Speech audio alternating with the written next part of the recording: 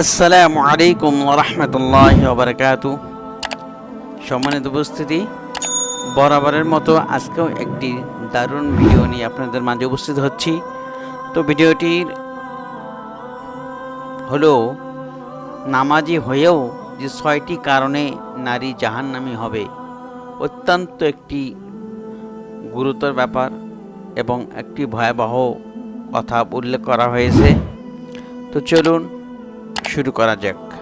তো এখনও পর্যন্ত আমার চ্যানেলটি যারা সাবস্ক্রাইব করেননি তারা অবশ্যই সাবস্ক্রাইব করবে, সাবস্ক্রাইব করে আমার পাশে থাকবেন এবং বেল আইকনটি বাজিয়ে দিবেন। তো একবার হযরত আলী রাদিয়াল্লাহু তাআলা আনহু ও ফাতেমা রাদিয়াল্লাহু তাআলা আনহা নবীজি সাল্লাল্লাহু আলাইহি সাল্লামের সাথে দেখা করতে আসেন এবং এসে দেখেন যে নবী সাল্লাল্লাহু আলাইহি সাল্লাম একাকী বসে কাঁদছেন। তো আলী রাদিয়াল্লাহু তাআলা আনহু বললেন, ইয়া রাসূলুল্লাহ, আমার পিতামাতা আপনার জন্য কুরবান হোক, আপনি কাঁদছেন কেন? তো নবীজি সাল্লাল্লাহু আলাইহি সাল্লাম তখন জানালেন যে মিরাজের রাত্রিতে আমি আমার উম্মতের মধ্যে নারীদেরকে জাহান্নামের ভয়ানক আযাবে দেখতে পেয়েছি। তারপর নবীজি সাল্লাল্লাহু আলাইহি সাল্লাম নারীদের শাস্তির বর্ণনা করলেন। এটি একটি লম্বা ঘটনা উল্লেখ করা হয়েছে। হাদিসে এসেছে যে ফাতেমা রাদিয়াল্লাহু তাআলা আনহা তাদের গুনাহ সম্পর্কে জানতে চাইলে নবীজি সাল্লাল্লাহু আলাইহি সাল্লাম বলেন যে তারা হলো ওই সমস্ত নারী যারা মাথার চুল খুলে বেপর্দা হয়ে ঘর থেকে বাড়ি থেকে বের হয়, অর্থাৎ মাথার চুল খুলে মাথায় কাপড় রাখে না, তারা মাথার কাপড় খুলে রাস্তাঘাটে চলাফেরা করে। এই সমস্ত নারী জাহান্নামী।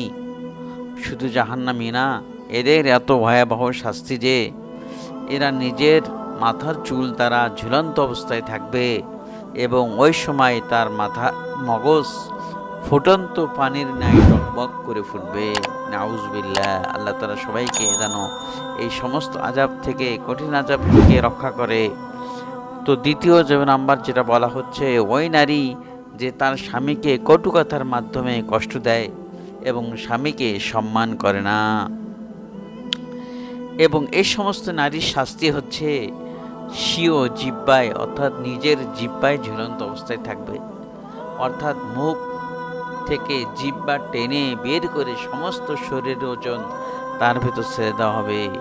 আল্লাহ, তুমি আমাদের এই সমস্ত নারীকে এই সমস্ত বিপদ আপদ থেকে রক্ষা করো।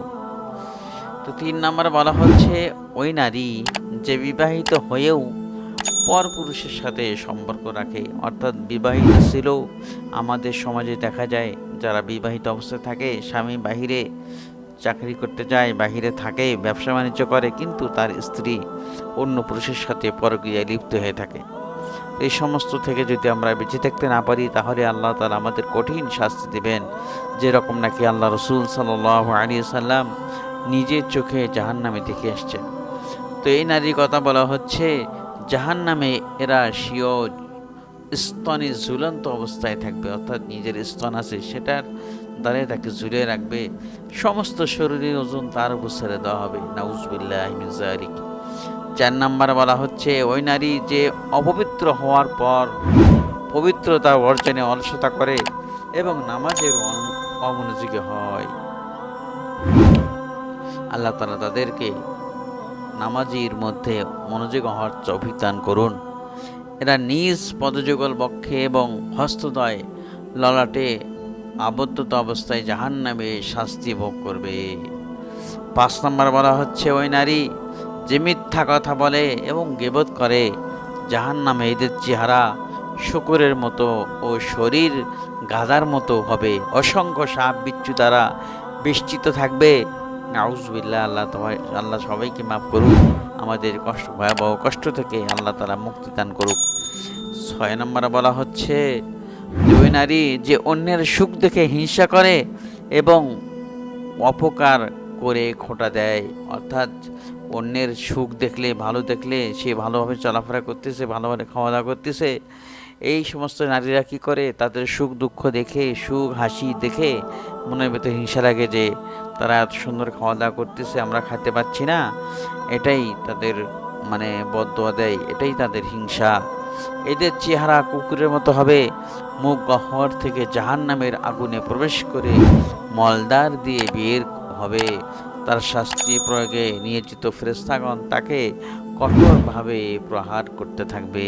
আল্লাহ, তুমি আমাদের সবাইকে এই সমস্ত ভয়াবহ আযাব থেকে বাঁচার তৌফিক দান করো।